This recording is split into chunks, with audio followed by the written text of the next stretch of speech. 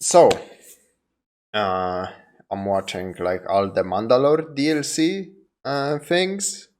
So first up we have Total War Warhammer 2, The Warden and The Paunch review by MandaloreGaming. I will get through like one or two of these, I think, like right now on stream. Maybe get through all of them. There are 3 DLC videos from what I've seen and that he uploaded.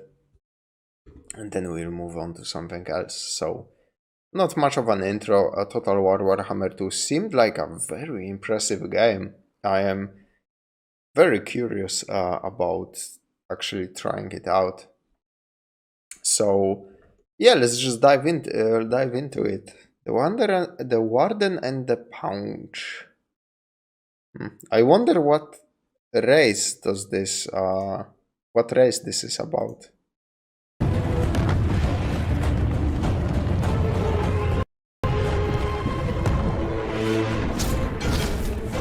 That's cool. Well, it finally happened. Instead of talking about something 5 or 20... I still have playback speed at double the rate. Well, it finally happened. Instead of talking about something 5 or 20 years after it's out, I'm talking about something early. Luckily, the last video gave me some official legitimacy. So I have a review copy for the new DLC. I'll talk about the free stuff they added in too, because why not? This will be the last of Warhammer for a while because I have a lot more to do. Okay, let's get into it. In surprise good news, the nuclear bloom for Warhammer 1 characters is gone. This had been a problem since launch, so I figured it would never go away at this point. They're definitely not fixed up completely, but someone's working on it now. Okay, there's more big ticket stuff. Last time I briefly mentioned the hellscape that was the Greenskin campaign. You'll be happy to know that they're fixed up completely now. The Green Tide has come and they've morphed into a very scary faction. So what all happened? The old nonsensical tech tree has been thrown into the garbage with the Beastmen. Now we're in the future. The future of big thinking. No units are restricted by tech anymore. All the Greenskin stuff is fast to research now. Instead, some technology is gated off by money, but it's near instant. So you're rewarded by smashing things up and getting more money, but there's more. Other tech is restricted by a new resource called scrap. These are the swords, armor, and heroin needles that orcs find after combat. There are a few ways to get more, but most involve violence. Once again encouraging non-consensual property alterations. Scrap also has a more fun use. With it, you can choose between troop upgrades. Each unit can only get one. This allows you to further customize and specialize an army, and there are all kinds of things to upgrade. A few will depend on your legendary lord, so this makes the Greenskin armies even more different. But wait, we're not done yet. All Greenskins now have a WoW army ability, and it's based off their legendary lord as well. This means that your lord goes, and the boys fight harder for a brief time. That might not. Oh my fucking god, that's great. That's the quality of life any orc needs in a video game featuring an orc faction. Have been the right sound. You can reuse it too, as long as you keep the fighting going. Once again, different lords can give different bonuses. However, there's still the campaign WoW as well. Remember the awkward fightiness mechanic? The one that rewarded you with a WoW army that would just follow your main army around like a little brother? This was also reworked, more like remade. It's now a meter across the entire faction. The more ruckus you cause, the better the reward. When it's filled up, you can then target an enemy capital for the big WoW. This is dedicated to either Mork or Gork. Mork or Gork? Cunningly brutal or brutally cunning? Whatever you pick, you have 20 turns to burn down or occupy the enemy capital. And you're not alone because you still get the bonus army, but now attached to your army directly. It'll slowly fill up. How many units are in it depends on how big and strong the original army was. The kinds of units depend on your lord, like Wurzag getting a bunch of savage orcs in his, but also where you are. If your WoW is near a volcano, you might start collecting lava troops. Yeah, there are new kinds of troops to use. Some are strange variations that only the AI could use before, but now you get them. Others are brand new to the game, and I do want to emphasize that we're still in the free part. All the Greenskins get these guys. They have a lot of useful abilities, but... That's a crazy attention to like fucking civilization would never. They would completely lock this behind a fucking paywall DLC.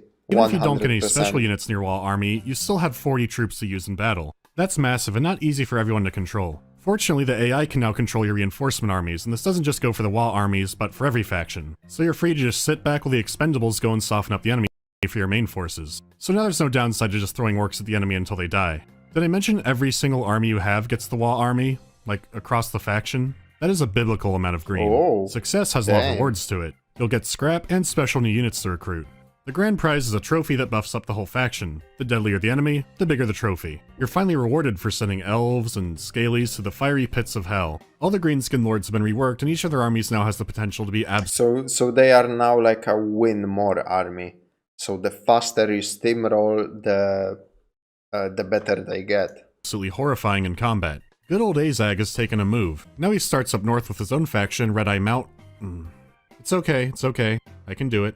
Last time I complained Grimgor wasn't big and scary enough, and that was taken literally. He's been drinking his milk, or maybe racehorse roids. He's been given many new abilities and can reliably murder enemy lords now. So Grimgor is finally the big mean orc he should have been. Back in the campaign map, there's been a bit of remixing in the Badlands. Some visuals were reworked, they added new locations like the Marshes of Madness with vampires and New Skaven to fight to break things up. Carrick 8 Peaks has 10 slots, making it a better prize. Relatively minor stuff, but very effective. They even gave orcs the Norscan Confederation mechanic, which I always thought was very orky anyways. If you crump the big orc, you get all his stuff. That's how things should work. There's even more minor things I could touch on, but you get the idea. This is mission accomplished. A month or so ago I absolutely hated playing Greenskins, but this time around it was kind of hard to pull away from them. That said, I do still see some minor issues. The scrap mechanic is very welcome. It would be nice if it was given as a reward for some of the older quest battles as well, or some random missions in general. The lava spiders are neat, but I do wish the platforms and goblins on top of them were a different texture. Like the platform could be metallic or a charred black color. I don't know, it just looks a bit off to me. Kinda true. Just a fucking wooden floor, wooden beams on a giant literal lava spider. I have some fire kobolds on there, which are just orange patchy goblins. I don't know, it's been a while. I don't know, I don't think this was canon. I don't think this is canon at all, but orange goblins will be fun. The new units are nice, but if you're hoping for some lower end stuff, well, you might be disappointed. I mean things like spear orc boys, or forest goblins, or black orcs with shields. I know stuff like that was fun for theming on the tabletop. I was hoping black orcs might have a switch weapon around button. I can't say I truly feel their absence playing the game though. They have a solid roster, especially if you add in the new DLC units, which I'll talk about very soon. Plus, there have always been tons of mods for these kinds of units, since they are fairly simple to make. I can only guess they didn't want the roster getting too redundant. There was also a leak showing what appears to be a black orc big boss. I'd bet near anything that he's coming with the Skulls for the Skull Thrones event that Steam puts out every year. Maybe he'll bring friends, I have no idea. Nitpicks aside, like I said, mission accomplished. This was all free, and the High Elves got some reworked stuff too. Some mounts for characters and a small influence change. Oh yeah, they added Emmerich too. He's home alone down near the Dragon Isles trying to, well, tame dragons. You can work with them for bonuses, or try to challenge them to get them into your army. There are a lot of dragons to catch. That's my review. I should probably get to the DLC, huh? We'll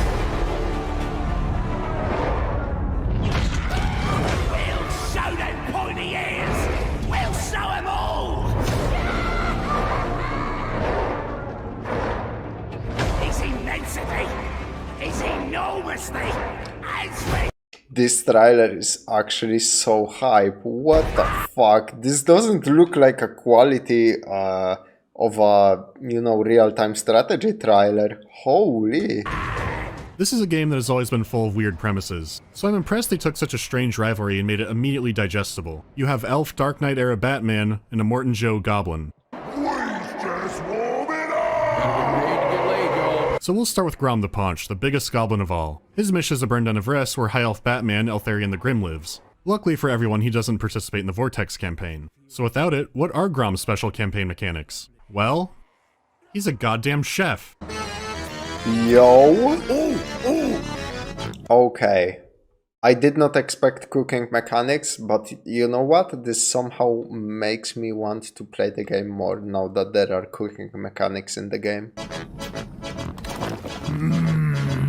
Grom is a big boy and a big eater. He once ate raw troll meat, which regenerated inside his stomach, causing him to eat more to try and digest it faster, and well, it all ballooned up from there. So while you're doing normal campaign stuff, you're also cooking with Grom. Actually, cooking with Grom is mandatory for victory. Gathering ingredients requires accomplishing multiple campaign and battle objectives. Kill a dragon for a dragon tail, you get the idea. You can also get more ingredients and recipe slots by pleasing the food merchant, who appears randomly on the campaign map from time to time. You're always in the hunt to find new ingredients to start cooking with, but you can't go crazy experimenting at first because a recipe also requires scrap to cook something up. So the campaign is like shooting a man to get into a Cracker Barrel, over and over and over again. Time for a snack! I'd kill for those tenders. If it sounds stupid, it is, but it's also the best Greenskin campaign. Maybe one of the best in the game. Grom's cooking can change things up dramatically, and you can change the way you play the game at the drop of a hat. You carefully customize recipes and discover secret ones, like the ingredient that makes all of your arrows explosive. You bet that's going to change how you use your Night Goblin archers. It gives you a lot to play around with, and it's fun finding all the new ingredients. Centaur milk. Sweet boy he was? That is remarkably foul. I mean, my god, look at this pizza from hell, it has pineapples on it. It's a great campaign. You get to raid the elves and not play the Vortex. In Mortal Empires, you start off in Bretonnia. That lets you bully the peasantry from day one. Wouldn't you rather be here than out east? Being chased by some Imperial named Valmir van von Volkvan? Of course you would. Great campaign. I do have one issue with it though. The Spider Lair should also buff Ragnaroks. Yeah, that's it. I'll hold off for Eltharion for talking about the final battle, but for now I want to get to the unit roster. I do have an issue there. The Rogue Idols are the big centerpiece unit and have some of the coolest animations in the game. It's the Will of Orc gods made manifest, meaning it's a big rock that smashes things. You know how Atlantis has those stone guardians that protect the ancient sunken city of wonders? Well, Rogue Idols are kind of like that, but they protect a neighborhood where you got your hubcaps stolen. They are absurdly slow, but monstrously tanky. The more damage they take, the more violent they get. They can even smash down city walls. They're just that strong. There are 3 variants of Snotling pump wagons, 4 including the Regiment of Renown. I wonder if they actually reworked the siege mechanics. These are your fast-moving, wildly unpredictable charging units. They can punch far above their weight with the right positioning and throw units all over if that doesn't work. They're another solid addition to the roster and a blast to play with. Also just fun to watch doing their thing. On the troll side of things, a River Troll Hag hero was added. She's also good, as it's useful to have a tanky Lore of Deathcaster around. Now normally I never recruit trolls when playing Greenskins, but they added 2 more that are worth your time. I adore the River Troll models. They look like gremlins who did that one thing they did in Space Jam. They smell so horrible that they debuff enemy units, and they're great fighters in water. They don't run away nearly as often as normal trolls either, so they'll stay in the line a good while. Stone trolls are the tanky cousin and can take an absolute beating in melee or from ranged weapons. Their stone skin protects them, but they still regenerate. They're a useful unit, but the look of them is disappointing. River trolls have a fantastic look based off the tabletop design. Same story for the trolls in vanilla. Of course they're tweaked around to be less exaggerated like most units in the game are, but unfortunately the stone trolls are just the regular trolls with a reskin. They don't even need a brand new model because in the original just the head is a bit different. They could have made something really cool out of this. If this was one of the free units they added, I probably wouldn't have minded it too much. As one of the paid DLC units, it does leave little more to be desired. They don't have a Regiment of Renown variant either, so maybe they were going to be free. I don't know. Still, if you do like the Greenskins, I'd say this DLC is a must-have. The campaign is fun, and all the units are solid. Grom isn't only just serving up healthy recipes, he's also serving up smiles. Where's the trigger? Yep, Fun Police is here. Hey, can someone turn that down? I can barely hear what's happening. Have you heard the rumors about Eltharion? I have, and I don't know much about him actually. He defended his city once from Grom and beat the tar out of him, but now Grom's back to do it again. I joke about him being Batman and the game starts him off right next to Superman, so I don't know what to tell you. I'll try to hold it in. Eltharion's campaign goal is defending the city of Tor of Res. The Greenskins are already relentless, and there are plenty of other evil creatures out to burn it to the ground. The city is unlike any in the world with its core of special units and defenses. It can spread a mist that harms its enemies and helps its allies. The whole campaign goal is getting the city to the last level of defense and then defending it against Grom. Special defenses have a special mechanic. Eltharion has access to a hidden cave that he uses to watch over the city. Repairing and upgrading it unlocks more of the special Mistwalker troop types and gives you other special abilities as well. This is all upgraded through a special supply resource. You can get it from some missions and also in a new, very interesting way. Murdering green people. But not just that. In battle, his army has a special cage ability. It heavily debuffs an enemy lord for a while, and if he dies under this effect, he doesn't really die, he gets captured. From here you can indoctrinate them and they'll give bonuses with an enemy faction. At the same time you could forego that and just execute them outright. Either way, you'll get some supplies. Later you can look into enhanced interrogation, which will let your missed units outright copy an enemy's special ability in battle. You don't always have to lord snipe either, since when the enemy's running away, you can try to capture them then. I'd usually try to snipe anyways, for the fun of it. Now you may have already noticed this, but the question then becomes, what about auto-resolve? Well, there's a chance to capture a prisoner in that, but it's not very high because I did auto-resolve a few silly battles and there was only one time I captured a prisoner. He wasn't even good enough for my dungeon. It is cool seeing the city get restored in the campaign map. The mechanics give you a great sense of reawakening a long-lost power and order. If you want, you can just stand the donut and turtle it out forever, but you don't have to. Capturing certain settlements across the ocean will give you constant supply income, so you do have some reasons to go adventuring, at least in theory. Grom will attack in 150 turns. I maxed out the defenses around 50-ish. I was excited when I saw the cave, but there's not much to it. You repair a building, upgrade it once, and you're done with it. And honestly, the rewards it gives are really minor. Compared to all the options Grom gives you, there's really not a lot there, because yeah, the mist is cool, but that's really about it.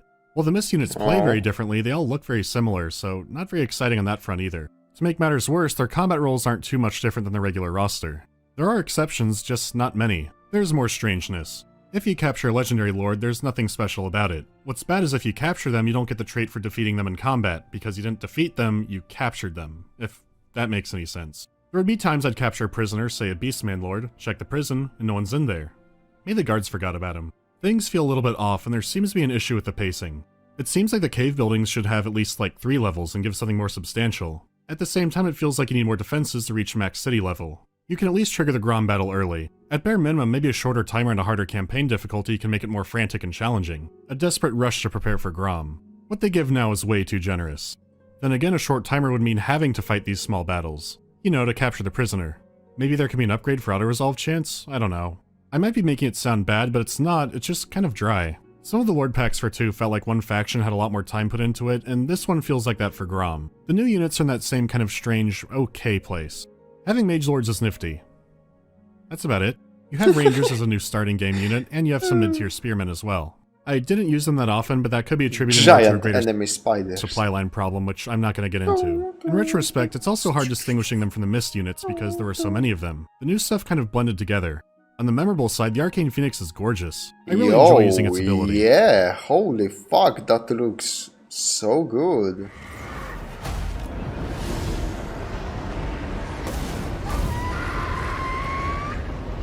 That's pretty cool. The Yep. Lions, Ligers, and Chariots are also a lot of fun. Essentially, you have super war dogs and some very dangerous flankers. Plus, it is a fact that ancient Romans loved seeing people devoured by lions, and we patterned governments off them, so they must know something. Once again, everything is okay, but kind of understandable for 2 reasons. The first is most of the really useful and memorable High Elf units are already in the game. There's that flying one, but I'm not even going to post a picture of it because I hate it. So if you're going to have Grom in the game, you have to have his rival, which means you need some High Elf units. The second I would guess would be budget. This isn't the first time we've seen something like this. Remember that DLC where the Lizardmen got the biggest unit in the game by far? And then 2 of the Empire units were just like archers? Yeah. When I see how gigantic and gorgeous the idols are, then watch one hurricane a rock into the stratosphere, I think I know where the Merware money went. Sure, it is only $8 or $9, but times are hard right now. So if you have no plans to play Grom, only want High Elf content, and money is tight, yeah, you can hold off on getting this one for now. You can still play Imric's campaign, that's free and it's pretty fun from what I've played.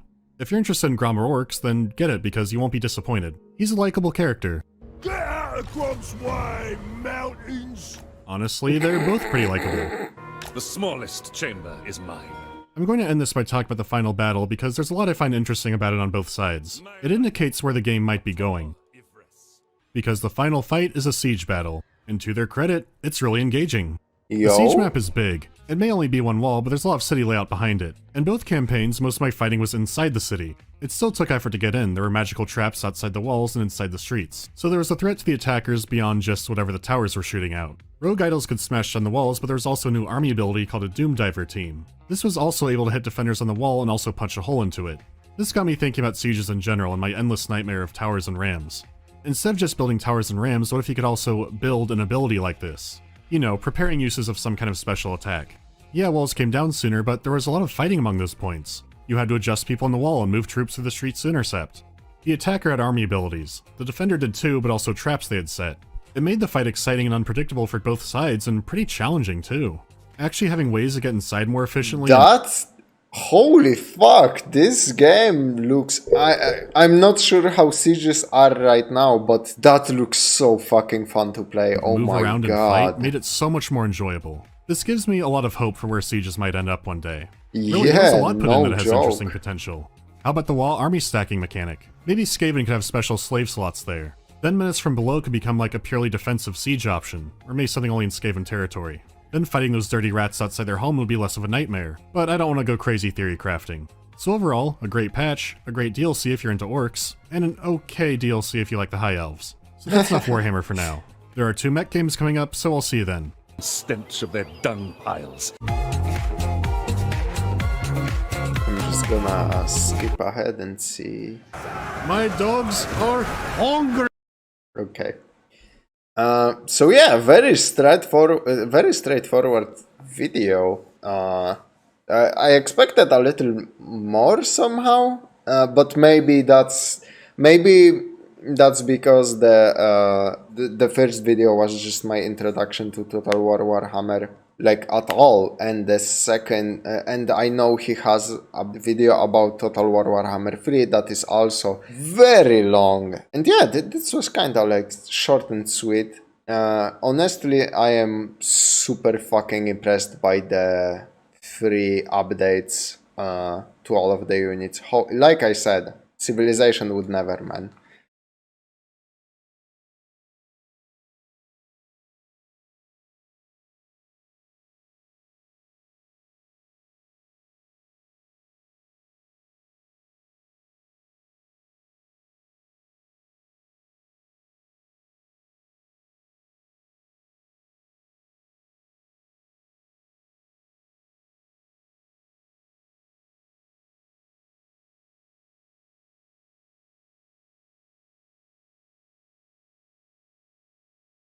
So yeah, let's just go straight into the next one, which is the Twisted and the Twilight, which seems to be a Skaven expansion and probably something else. So yeah, look forward to that in a second. I gotta check out on the food to not burn it and stuff, so be right back, guys.